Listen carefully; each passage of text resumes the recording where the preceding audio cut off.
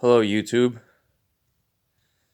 So what we have today is an Italian army rucksack from the 80s and 90s all the way up until possibly the early 2000s. And I just got this and I figured I'd showcase the pack, its flaws, its pros, its features, etc. Because so far I never got my hands on one of these. But as you'll see, we'll get into the features in a minute, and you'll see, basically, um, what this pack is all about. Now, I have to guesstimate that this is an 80-liter pack, because it is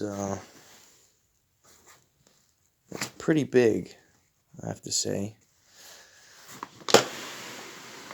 Let me bring my Blackhawk ruck next to it so you can kind of tell it's a pretty big ruck. Okay, so materials. Materials. I have to say I have mixed feelings about this. I mean, it is rugged, but it's still not as rugged as it could be. It feels like a blend of polyester of sorts, considering the straps as well are, as you can see, polyester. They're not that nice mil-spec webbing. I'd have to guess that this isn't Cordura, but some kind of polyester. Really thick polyester, but you know, I don't believe this is Cordura. So yeah, not a big fan of that. But as a pack, I have to say I was quite surprised because I was able to fill it. There was a sleeping bag, a fully loaded medium Alice pack in there, and a poncho liner. And I filled up my Philby ruck just like that, and to give it some shape, and it managed to fit everything that I fit in my Philby ruck, despite it being basically it still has the same width as a Philby ruck, but a little bit tighter, a little bit slimmer, I would say. It's not as round from the side. You can see it just has a slimmer profile, and it has these side pouches which will fit a generous amount of gear or a 2-liter water bottle easily. Let me see if I can fit 2 in there. Actually, I may be able to fit 2. Let me just try that for a second. Didn't even think of this beforehand, but if I can fit 1, I may be able to fit in another. Yeah. Wow. Somehow managed to fit. So this will fit 2 1.5-liter water bottles nicely. Really nicely, side by side. Didn't even realize that. That's really nice, actually. And it has these straps, on the side to, I guess, attach stuff with, as it has a pass-through feature that you can slide an axe or tool or whatever, machete in there. And on the back, it has this really cheap elastic almost. I've seen other models have actual decent webbing, so I don't know why this one came like that. But yeah, I'm gonna definitely get rid of this and just keep the tri-glide buckles, because those might come in handy somewhere else. I actually bought this pack because I needed it for the frame, which we'll get into in a second. But yeah, I figured I'd just showcase what it's all about. Another video out there on YouTube might help viewers and decide on whether to make the purchase or not. Yeah, it's actually quite a generous sized pack, and it rides really comfortably, surprisingly so. But yeah, the materials aren't the greatest.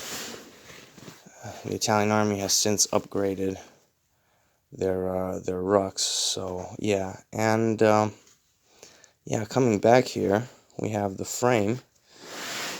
Now, I used to have a couple of extra frames because I purchased them from a retailer on eBay, and then I figured I just didn't want to use them anymore. I figured I'd just sell them like an idiot.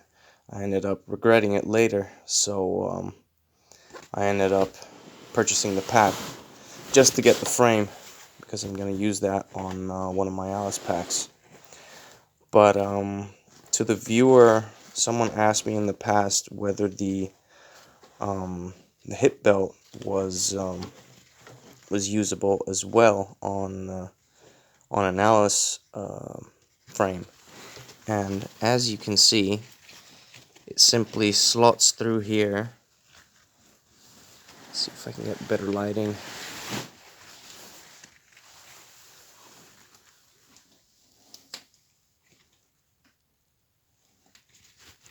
With this kind of tri-glide buckle that just holds it into place. There we go.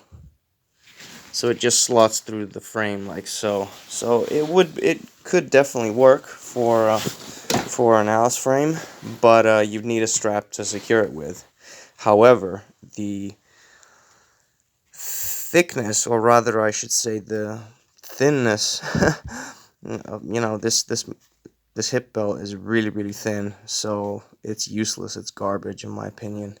But what I'm after, as I said, is the frame, which simply unpacks from the pack, I suppose. I'm not really sure actually how to... Oh, right. So it has this padding for the back here, and simply an elasticated loop that secures, again, via a tri-glide buckle that secures the frame in place. So if I was to undo this, I should be able to access the frame.